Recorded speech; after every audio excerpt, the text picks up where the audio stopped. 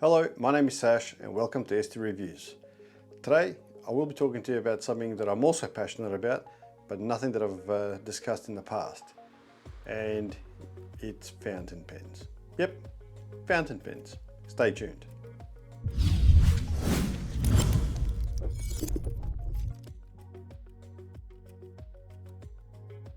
So some of you may be thinking, why on earth is anyone using a pen these days in the digital age that we're at? You know, with styluses and Apple pencils and whatnot. But then if you're gonna have to pick a pen, why would you pick a fountain pen out of all pens? And that's something that I will be touching on as well. It's something that I've come across by, I'm not sure, perhaps an accident, and I really fallen in love with it and continue to invest in them. Now, all be said and done, I haven't invested too much money in these things because you can go overboard. But I'm sort of talking in the category of up to about $60 AU is my sweet spot, and I'll take you through some of those examples shortly. So the pens that I've purchased from different brands and makes out there, such as I've got Lamy's, Pilots, Moonman, Parker, Kaweco, a few different brands. And I will take you through a couple of things such as the size, the feel, the writing experience, the ink and the type of cartridge it requires, but not in too many details, I suppose, because each of these pens have got many reviews out there on YouTube, and some by passionate people that are, you know, only use perhaps fountain pens. But this is more from a perspective of I guess an EDC, someone that also uses it on a daily basis, but I'm not a die-hard fountain pen, I suppose, fanatic, but someone that likes quality stuff that feels good, and I can use it as a daily tool, as opposed to you know, something that I take out when I'm signing contracts or whatnot. So that's why I wanted to show my viewers out there that perhaps are looking at, you know, a fountain pen, or perhaps looking at changing from one to another. You know what? It's an inexpensive hobby. It gives me a bit of joy, and let's get a bit closer look into what I'm talking about now. So without further ado, let's have a look at the first one, which arrived today, and it's the Pelikan Twist. And it's a given to why it's called a twist, because of the curvature. Well, it looks like a twisted pen, and it arrived in a very cardboardy box. But more importantly, the pen itself, and why I picked it. I picked this pen because of the shape. It reminds me of an old school pen that I used to have when I was at school. You know, very ergonomic. There is no twist or just a pull out action. And as you may or may not be able to see, if I can just get the focus off me, it's just a nice, nice ergonomic pen with a medium fine nib. Next on the list will be the trusted Lamy, which is nothing new for anyone that's familiar with pens. Again, it is a very, very nice looking pen. So nice that I actually got this grey one here, and then couldn't help but to also purchase the clear. And the reason for purchasing the clear was, well, it looked cool. I did like this, the bottom of it, the sort of that chrome section there, and the fact that you can see the colour of the ink. Why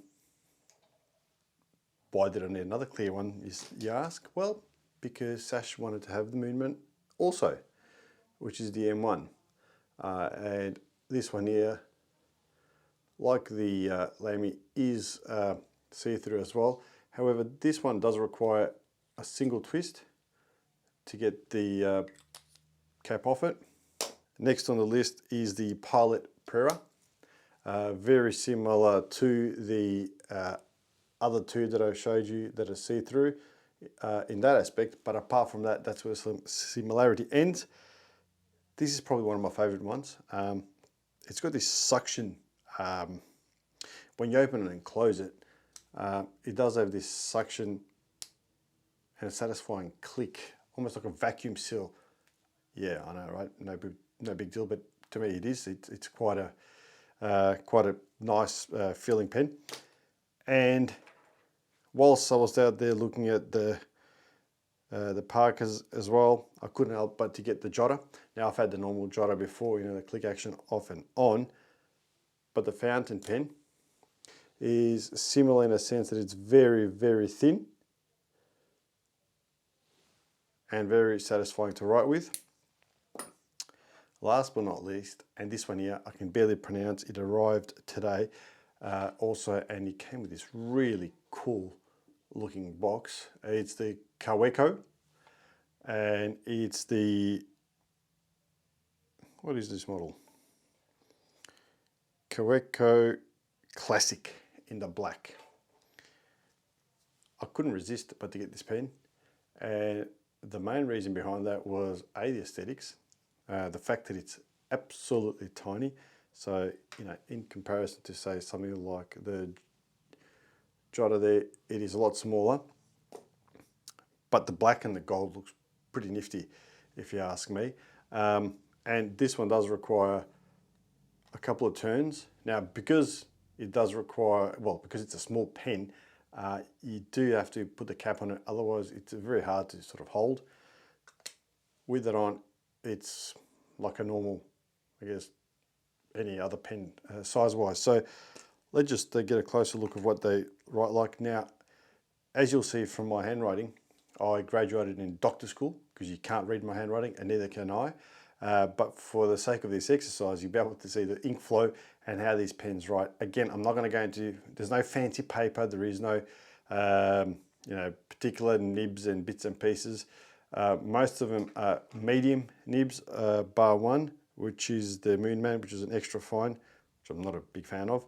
But let me show you, you can see for yourself.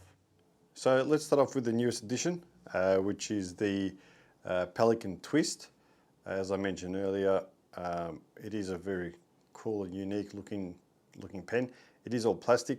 Now, to take the cap off does require a little bit of force.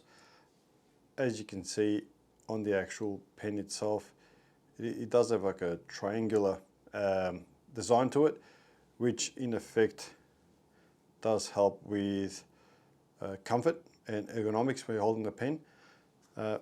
Not the best pen to post on because it is very loose, but in this size you probably don't need it to.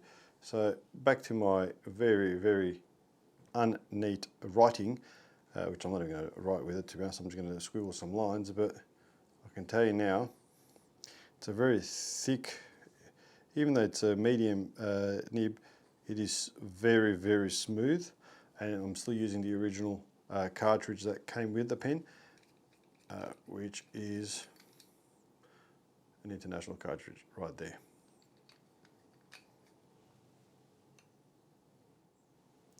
Next, we're going to look at the Pilot Prera. Now, this is the one that really got me interested into the fountain pens, because I can tell you now, the experience with this pen has been phenomenal. There's lots of reviews online, and it's compared to a lot nicer pens, but the medium tip of this one, of this pen, it is so nice to write. I'll tell you what, even if you don't like writing, you'll start liking it if you were to use this pen. Now, this is a short pen, so you do have to post it. I do anyway. I find it a lot more comfortable. But from a writing experience, very, very smooth. I actually got the converter for this one, and the reason being is, well, I liked it so much that I would have gone through a lot of cartridges, and having a converter allows me to refill it myself. And for anyone that's not familiar with what a converter looks like, it's basically this little gadget here that allows you to fill up from basically a bottle of ink. You twist the top of it to empty it, and I guess twist it again to fill it up with ink. Anyway, this is not about that. So anyway, we'll post the cap on this one, but as you can see, or perhaps very hard to see, that's the only bad thing, you ink all over yourself. It is a very smooth and very, very fun pen to write with. Next but not least is the Parker Jotter. Now, again, this sort of reminded me of the classic old school Jotters that have been around for a while, and I couldn't resist but to get one that is a fountain pen. So if I was to have a look at it to the original Jotter, which looks like that, here's your fountain pen. Anyway, it's not about this one. So let's focus on the fountain pen. This one I like to post as well. This does have a medium nib as well, I believe, and I've also purchased the converter for it also. It's just a lot cheaper and economical because I can use the same bottle of ink for a lot of my fountain pens and not have to buy different cartridges. And from a writing experience, that hopefully hasn't dried up. Nah. There you go. So some of these pens I haven't used in a while because you can't use them all every day. Very smooth, very nice to write as well, and very thin pen to have in your pocket. Now this pen here, the Moonman M1, came with a fancy box and it came with an eyedropper. How you fill this one up is, as opposed to an ink cartridge or a converter, is when you pull that apart, and I'm not going to do that now because it's going to leak ink everywhere. As you open this up, you basically fill the back of the pen with an eyedropper with ink. Anyway, I waited for this pen for a long time and I couldn't wait to get my hands on it. And this one has the extra fine nib. So, like I said, I was very excited about, well, as excited as you can be to get a pen. To get my hands on this one, does require posting as well, in my opinion. However, I was very disappointed. Maybe it's because I'm not used to an extra fine nib, but it feels like it's going to tear a hole in the paper. And it's not smooth. By the way, that lid keeps wobbling around when it's posted. It's not smooth, it's very scratchy, and the writing experience is not as exciting as I thought it would be. So this one goes into the I'm not going to use too often basket. The particular model I've got here is the Lamy Safari. Now I've got the Lamy Safari also in the normal roller ballpoint pen. I've got it in the grey version also, but I don't know, although it's the same pen, I do find myself reaching out more for the clear one, and I think it's because of perhaps maybe the colour. No, it's definitely the colour. It just looks a lot nicer to use anyway. So when it comes to the writing experience, again, this one here, it's up to you whether you want to post it or not. It doesn't require it because it is a decent sized pen. But from a writing experience, I mean, my goodness, it is so smooth and easy to write with.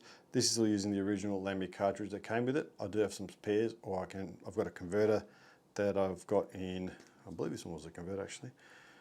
Added in this one. Yep, it's got the original Lamy converter. But I can tell you now, this charcoal one is not as satisfying. There's something about, it keeps stopping. I don't know if I just need to clean it properly again. Maybe it's the ink, I don't know. But it's not as fun to use as opposed to the clear one. But my point being is the smoothness of this is phenomenal, and it does look expensive.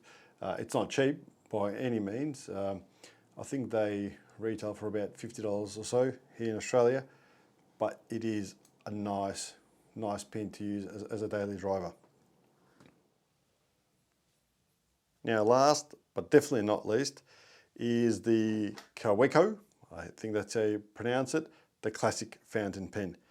Now, I'll tell you what, if you had a look at any reviews online in regards to this pen, it does get a lot of good feedback and a lot of good reviews, and it just looks phenomenal. Well, in my opinion, and as phenomenal as a pen can get, but it is a very, very, very attractive pen.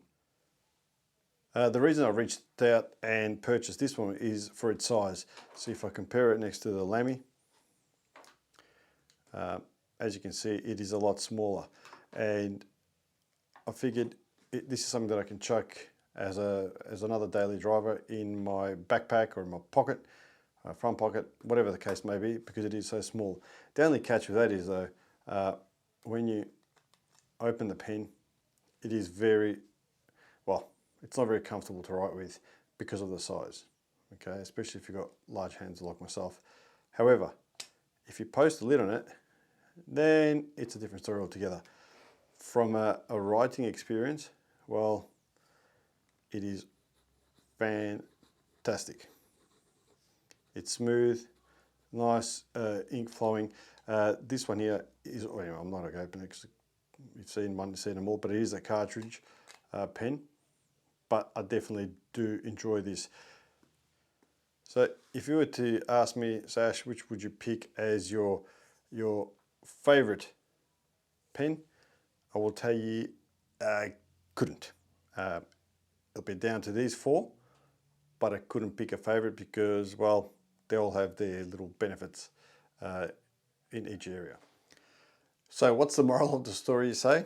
Well, the moral of the story is, if you like pens, if you're still writing on notepads like I do on a daily basis, taking notes from, I'm stuck in front of the screen on Teams meetings and whatnot, I tend not to type whilst I'm in a meeting because A, I get distracted, and number two, I don't like, the people I'm meeting with to hear the clicking noises of the keyboard, particularly if you're using a mechanical keyboard. Number two, it's a well-known fact that if you do write down information, you do tend to remember it a bit more and absorb it. And at my age, you need any help you can get. So if I was going to reach out for any pen, my preference is always a fountain pen. Some people may think it's a little bit dorky or whatnot, but I'll tell you what, the experience is, for me, is a lot nicer. It's a lot smoother. I actually get satisfaction out of writing as opposed to just using the traditional, excuse my face close up to the camera, biro. Now this will do the same job, right? You still take notes, but the experience is not the same.